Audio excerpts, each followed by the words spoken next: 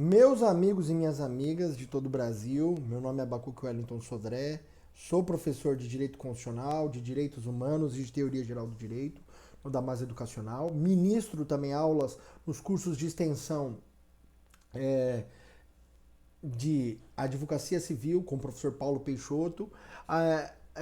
Dou aula no curso coordenado pelo professor Erival Oliveira de Direitos Humanos e sou coordenador do curso de Hermenêutica Jurídica nesse curso de extensão. Também sou professor da pós-graduação de Direito Constitucional do IBMEC Damásio, coordenado pelo professor Flávio Martins.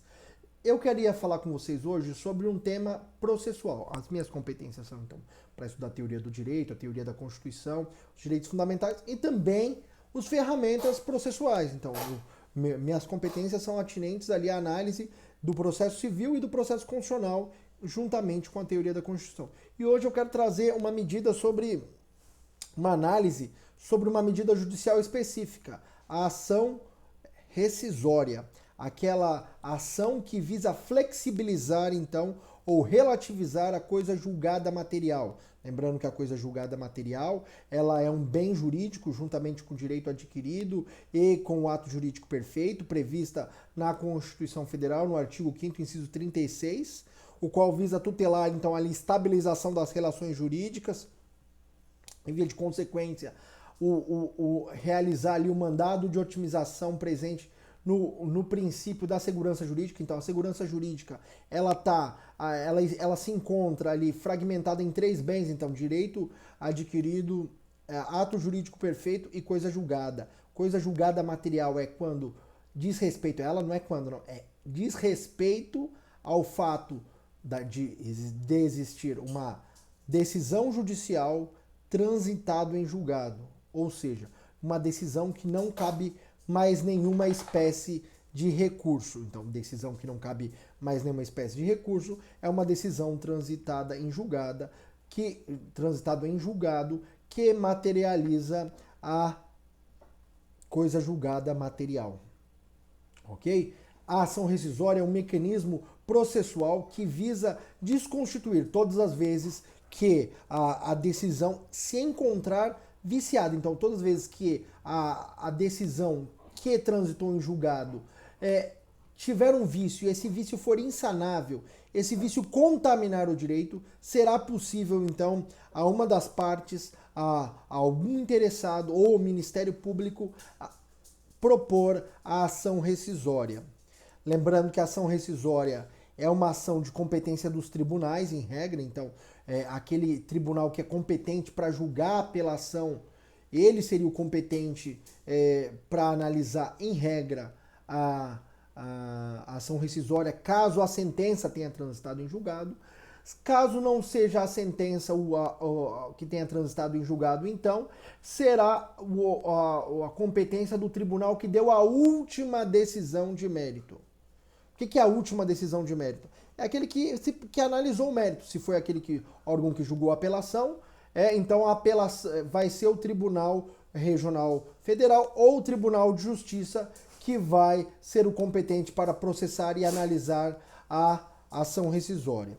Caso tenha sido o Superior Tribunal de Justiça que prolatou a decisão, então, nesse caso, a última decisão em sede de recurso especial ou de competência originária, por exemplo, num ROC, será então competência do Superior Tribunal de Justiça, nos termos do artigo 105, inciso 1º, a linha E. Então, aqueles que foram julgados pelo STJ. Pelo STF, a mesma coisa. Então, cabe competência para processar e julgar a ação rescisória dos seus próprios julgados, nos termos do artigo 102, inciso 1, a linha J da Constituição Federal. Então, em regra, é uma ação típica de competência originária dos tribunais. Quais, então, são as competências? Quais são, então, as competências? As competências são dos tribunais. Vamos lá, repisando. Competências. Se for a decisão que transitou em julgado for a sentença, nesse caso, o processo da ação rescisória deverá ser proposto perante o tribunal que seria competente para apreciar a apelação. Caso se trate de decisão do STJ ou do STF em última análise sobre recurso especial ou recurso extraordinário, quando analisado o mérito, então será competência desses tribunais o processar e julgar a ação rescisória. Pois bem, dito essa questão da competência, vamos então para as hipóteses. Quais são as hipóteses em que é possível ali a relativização da coisa julgada material? O artigo 966, então o artigo 966, artigo 966 do Código de Processo Civil, prevê 8 hipóteses possíveis para propositura da ação rescisória. Quais são essas hipóteses? Então ela trata de alguns vícios, sejam vícios subjetivos, ou seja, vício das partes ou do juiz, e vícios objetivos, vícios normativos, vícios da produção da prova, vícios em que permitam ali, que permitam inferir a contaminação da decisão em decorrência desses vícios, o que atenta contra a ordem jurídica, permitindo então a relativização da coisa julgada material. Então, a ação rescisória é um meio jurídico processual que visa relativizar a coisa julgada material, eivada por vícios ou nulidades que permitam verificar que a concessão da tutela jurisdicional foi inadequada, seja por vícios das partes ou do juiz, seja por vícios objetivos que se refiram à norma jurídica ou o próprio desenvolvimento do processo. E quais são essas hipóteses? Vamos lá. Então, primeiro, o inciso primeiro vai dizer quando se verificar que a decisão foi proferida por força de prevaricação, ou seja, quando o juiz se beneficiou daquela decisão. Então, o interesse pessoal dele se prevaleceu na decisão. Então, por um interesse pessoal, a decisão foi proferida. Concussão ou corrupção, então, no caso, quando o juiz recebeu algum benefício em troca da decisão, então, compra de decisão. Então, aí precisa comprovar essa situação. Quando se trata de decisão proferida por juiz impedido, então, aquelas causas de impedimento, quando o juiz ele era impedido e ele não se deu por impedido, nessa hipótese também seria possível aí rescindir a decisão e o juiz manifestamente ou absolutamente incompetente. Outra possibilidade, quando resultar dolo, coação por parte da vencedora em detrimento da parte vencida, ou seja, foi coagida a parte vencedora coagiu a parte vencida para que ela realizasse determinado ato no processo, ou ainda resultar de simulação ou colusão, ou seja, as partes montaram um conluio para entrar com uma lide temerária, uma lide simulada, a fim de fraudar a lei. Nesse caso, essa lide simulada é passível de ação rescisória, nos termos do inciso 3º do artigo 966 do Código de Processo Civil. O artigo 4º trata da questão da ofensa à coisa julgada. Imagine-se que já haja um processo em que ocorreu a coisa julgada material. Então, está ali prevista a decisão, transitada em julgado, vem um outro processo e decide sobre o mesmo tema, sem reconhecer a coisa julgada. Dessa decisão, cabe então aqui, do ponto de vista objetivo, ofendeu a coisa julgada, cabe então ação rescisória. Violar manifestamente norma jurídica. Aqui é um ponto importante. Essa é a hipótese de incidência, ou seja, de maior incidência em concursos públicos, em provas da OAB e também também na prática, como da advocacia. Então as pessoas usam, os advogados, as partes usam o inciso 5º para dizer ali quando ocorre a ofensa à norma jurídica. Norma jurídica, lembrando que norma não é texto, norma jurídica é a interpretação que se extrai do texto. Então, hipótese e consequência. Lembra lá? Questão do Kelsen.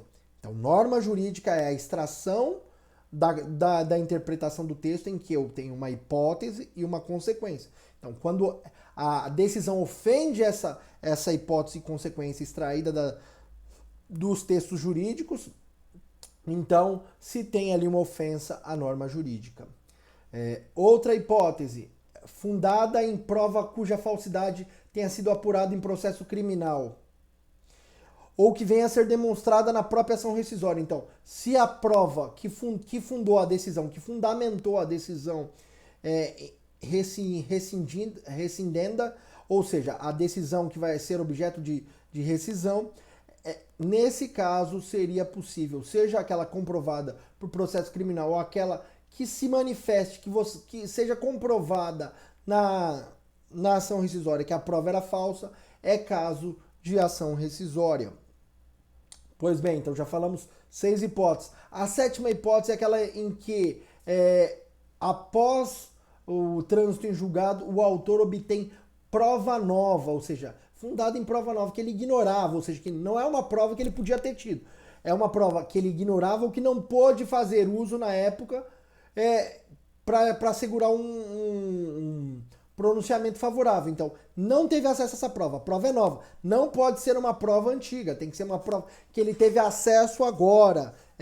Algum mecanismo em que a prova é nova, então, fundada em prova nova, não em prova antiga. Então, em prova nova é possível, então, ali propor ação rescisória. E, por fim, a fundada em erro de fato, o verificável do exame dos autos. Então, quando ocorre, por exemplo, que o juiz fundamenta a decisão em um fato tido como existente, mas esse fato nunca ocorreu.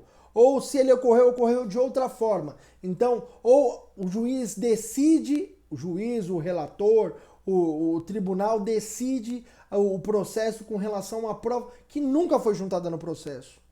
Então, nesse caso, um erro de fato, é possível ali propor a ação rescisória. Então, é uma hipótese complexa a propositura. São 8 hipóteses, a mais ventilada é a do inciso 5º, que é a violação de norma jurídica. Lembrando que as primeiras 2 hipóteses se referem a vícios subjetivos do juiz e as demais hipóteses se referem a vícios objetivos do processo. Então, as 2 primeiras hipóteses, inciso 1º e inciso 2º do artigo 966, vício subjetivo do juiz. Inciso 3º, vício subjetivo da parte. E a partir do inciso 4º até o inciso 8º, vício objetivo do processo, ok? Então, vício subjetivo do juiz, inciso 1º e inciso 2º, lá prevaricação, concussão, corrupção do juiz. Segundo a hipótese lá de questão do juiz impedido ou incompetente. E a terceira hipótese, que é também vício subjetivo, é quando as partes, a parte age com base em dolo ou coação da parte vencedora, ou ainda elas se coluíram ou fizeram uma colusão para fraudar-lhe. Então, propuseram uma lide temerária. E os demais itens são itens que se referem à questão objetiva, ofensa à coisa julgada, ofensa à norma jurídica, prova falsa, prova nova e erro de fato. Prazo decadencial. Vamos lá. Aqui é um ponto importante. As pessoas fazem uma confusão muito grande a respeito do prazo decadencial da ação rescisória. Por quê? Porque todo mundo fala, lá o artigo 975 são 2 anos do trânsito em julgado. A regra geral, vamos lá. Regra geral, 2 anos do trânsito em julgado da última decisão. Porém, é só isso? Não. Eu preciso observar que, primeiro, nos casos em que houve colusão das partes, ou que o Ministério Público deveria intervir e não interveio, então, nesse caso, o Ministério Público e o terceiro prejudicado têm os seguintes prazos. Primeiro, o Ministério Público, de quando deveria ter intervido. Então, a partir do momento que ele deveria ter intervido e não interveio, ali surge para ele o prazo para ingresso com a ação rescisória, quando necessário. Lembrando que o Ministério Público intervém nas ações de interesse social, de interesse de incapaz e na disputa de terras urbanas e rurais. nos termos do artigo 178 do Código de Processo Civil. Quando o Ministério Público não intervém, quando ele deveria intervir, então, do prazo da sua intervenção, surge ali para ele 2 anos para a propositura da ação rescisória nesse sentido. E o terceiro prejudicado, do momento em que tomar ciência da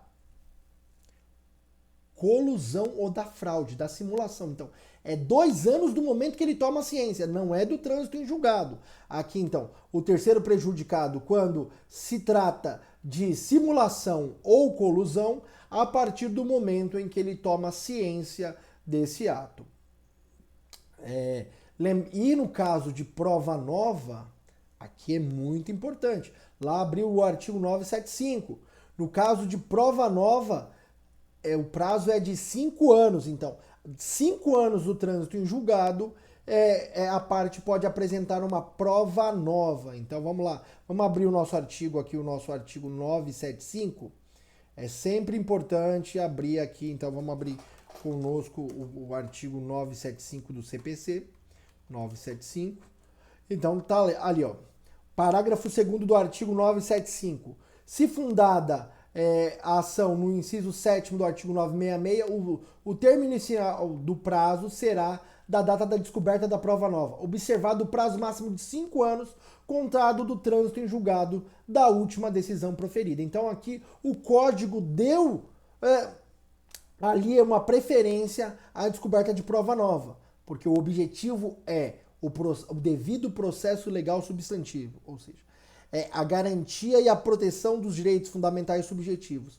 Quando existe uma prova que ela é descoberta de forma ulterior, permite a parte, então, rescindir aquele processo para que ela tenha garantida a devida tutela jurisdicional, ou seja, que o direito fundamental dela seja devidamente protegido pelos instrumentos processuais.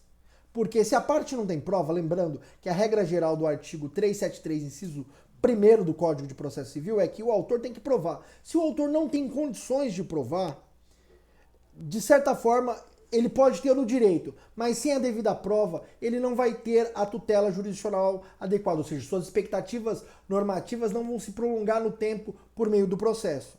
Ele pode, inclusive, ter uma decisão desfavorável. Daí o privilégio de o parágrafo 2º do artigo 975 estabelecer que o prazo decadencial aqui é de 5 anos, não de 2 anos. Regra geral, então, 2 anos contados da última decisão. No caso do terceiro prejudicado, quando decorrer de conluio ou fraude e simulação, lite simulada, a partir do momento, 2 anos a partir do momento que o terceiro prejudicado tomou ciência da existência desses fatos.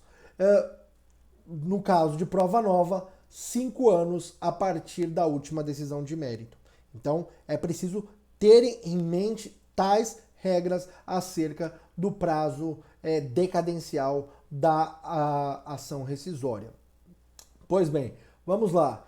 Então, lembrando que é prazo decadencial, ele não se interrompe. Então, é um prazo que corre de forma contínua. Dito isso, quem pode ser, então, o autor? Quem pode propor a ação rescisória? Em regra, aquela que foi parte no processo, que teve uma decisão desfavorável. Então, normalmente, quem teve a decisão favorável não tem interesse de agir. Os sucessores daquela parte, então, seja os herdeiros, sucessores, aqueles que adquiriram, por exemplo, uma sociedade empresária que era de alguém. Então, sucessores singulares ou universais. Então, singular, por exemplo, aquele que adquire uma sociedade, universal, os herdeiros.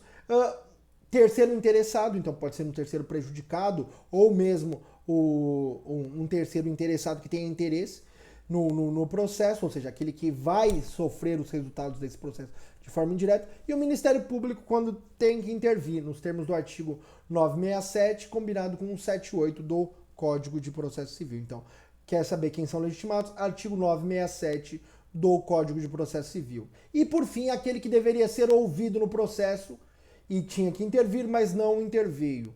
Então, por exemplo, um perito ou alguém, ou algum contratado, por exemplo, um contador que era contratado, que era necessariamente, tinha que ser ouvido acerca de uma interpretação de uma prova, de um documento, e não foi ouvido. Ou tinha que se fazer uma produção, uma prova pericial e tinha que se ouvir o perito novamente, ele teria que esclarecer determinados e não foi ouvido. Esse também seria possível ali propor a ação rescisória. Em regra, fica muito mais na prática atinente ao Ministério Público ou à parte interessada, né? Então, normalmente, a parte interessada é quem propõe. Em regra, na maioria das vezes, a gente vê muitas ações rescisórias no âmbito tributário ali por parte da administração pública, especialmente quando o Supremo Tribunal Federal, então, tem uma norma que é aplicável, várias decisões são baseadas naquela norma e o Supremo, por meio de uma decisão no controle concentrado, numa ADI, por exemplo, julga procedente o pedido da ADI. E aí lembra, o efeito da decisão da ADI é efeito ex tunc, ou seja, retroativo. Se não houver ali não houver uma forma pelo qual o STF possa modular os efeitos, se o STF não modular os efeitos, então a regra da decisão vai ser ex tunc, ou seja, os efeitos vão ser regressivos, retrospectivos. Então vão regressar ao momento anterior da propositura. Imagine que tenham decisões que tenham se baseados naquela lei. Então ali é possível propor. Então se a lei era inconstitucional, ela era inexistente, se ela tiver eficácia contra todos e efeito ex tunc, então ali caberia ação rescisória, porque a decisão se baseou em norma inconstitucional. Então ali, artigo 966, inciso 5, inciso 5º do Código de Processo Civil. Essa é uma possibilidade. Então aqui é um ponto nodal que você tem que ter em mente. E o réu? O réu é quem se beneficiou da coisa julgada material, aquele que teve a decisão favorável. Pois bem, nós já falamos então que a competência ela é em regra dos tribunais, então dos TJs ou dos TRFs, que eram os órgãos que tinham capacidade para prolatar a decisão acerca da apelação, já tendo transitado em julgado não a sentença, mas a decisão que julga a apelação, então o acórdão que julga a apelação, nesse caso será o TJ ou TRF quem prolatou a decisão, que vai se pronunciar, vai processar e julgar a ação rescisória. Lembrando que se o STF e o STJ tiverem analisado o mérito, ainda que não tenham conhecido do recurso, tenham analisado o mérito da questão, eles seriam os competentes para analisar. Essa é a regra geral. Porém, se no caso foi interposto recurso especial, recurso extraordinário, e nesses casos subiu o processo por agravo, porém o agravo não foi conhecido, nesse caso a última decisão de mérito é o acórdão que julgou a apelação, logo a ação rescisória deverá ser proposta perante este tribunal. Pois bem, vamos lá então. Qual é o objeto da ação rescisória? O objeto da ação rescisória, então, é um processo que já tenha transitado em julgado, então uma decisão que tenha transitado em julgado, que se verificou um vício acerca da decisão, na parte ou em todo. Então o objeto é rescindir uma decisão que já está tutelada pela coisa julgada material, então que já se perfez em coisa julgada material, ou seja, transitado em julgado, no prazo lá do artigo 975, observado aquilo que a gente já falou, desde que haja esses vícios. E aí, então, o objetivo seria rescindir a decisão e ter uma nova decisão. Então, a rescisão não garante em si uma mudança do resultado. Ela garante apenas a declaração, então ela desconstitui a decisão pelo reconhecimento da existência de um vício e ela desconstitui a decisão, o efeito constitutivo negativo, e permite que o processo seja objeto de uma nova decisão. A nova decisão pode ser confirmatória, ou seja, igualmente àquela decisão, suprindo os vícios, mantida a decisão, ou ainda ela pode ser uma decisão que altere o resultado. Então, e aí ela vai se aplicar as regras ali do pedido. Se a natureza é declaratório, constitutivo negativo, condenatório, mandamental, inibitório, então, ou misto. Então, todos os provimentos da nova decisão vão ser possíveis, porque vão atender aquela questão do processo que foi rescindido, ou seja, do objeto principal do processo que foi objeto de rescisão. Ok? Então o objeto é rescindir a coisa julgada, que é decorrente de uma decisão judicial de mérito. Lembrando que não cabe ação rescisória para aquelas decisões homologatórias. Então, toda vez que houver disposições das partes, ou seja, acordo, autocomposição, dessa decisão que visa anular ou nulificar o acordo de uma decisão, porque há um vício de vontade, nesse caso seria cabível a ação anulatória e não a ação rescisória. Onde está isso, professor? Parágrafo 4º do artigo 966 do CPC. Então, artigo 966, parágrafo 4º, não permite essa questão. E o que é um ponto importante aqui para falar com vocês? Na hipótese do inciso 5º, lembra que eu falei que a violação de norma jurídica é uma das principais causas? O novo CPC, atendendo à teoria dos precedentes, ele entende que a decisão fundada em norma jurídica também pode ser aquela que é decorrente aquela que teve como fundamentação súmula do Tribunal Superior ou decisão de um acórdão de tema de recurso repetitivo. Então, uma súmula vinculante do STF, uma súmula do STF, uma súmula do STJ, ou um tema de um recurso repetitivo ou de uma repercussão geral. Nesse caso, é possível, então, quando a decisão se fundou na súmula e não foi feita a distinção, então imagine, foi dada uma decisão com base em uma súmula. Porém, na prática, o caso concreto não se adequa àquela súmula. Ele comporta uma distinção. Lembrando que no precedente, toda análise de precedente em regra é quase que uma análise analógica. Então, verifica-se se o precedente, se a lógica do precedente, ela se aplica por analogia ou similitude, é o chamado argumento símile, para ver se existe similaridade entre os casos. Quando não tem similaridade, existe uma diferença, se constrói o distinguish, a chamada distinção. Então, esse caso não se adequa ao precedente. Não se extrai, aquela norma que se extrai do precedente, aquela construção interpretativa, não se aplica. Quando, então, o caso concreto não se aplica a regra da súmula vinculante, da repercussão geral ou do tema de recurso repetitivo, é possível, então, a ação rescisória com base no artigo 966, inciso 5º do Código de Processo Civil, da legislação processual. Lembrando que nesse caso, então, quando o autor propor para dizer que não houve o distinguish pelo juiz ou pelo tribunal, nesse caso, na ação inicial, caberá ao autor provar, então, que há essa distinção. O autor terá que provar a distinção entre o objeto do processo rescindendo e aquele que se fundamentou, a ratio decidendi da decisão impugnada ou dos precedentes que formulam as súmulas ou o entendimento do recurso repetitivo. Por isso eu sempre falo, vai ler uma súmula, leia os precedentes, porque deles que se extrai ali, então, qual é o entendimento construído pelo tribunal. E, inclusive, você vai poder apontar a distinção quando o caso não se enquadrar naquele precedente. Qual é a regra, então? Se a parte não demonstrar na inicial da ação rescisória que existe a distinção ou distinguish, será caso de inépcia da inicial. Parágrafos 5º e 6º do artigo 966 do CPC. Pois bem, então é possível, então, que no caso da violação à norma jurídica, decorra, então, a decisão sobre súmula e decisão de recurso repetitivo.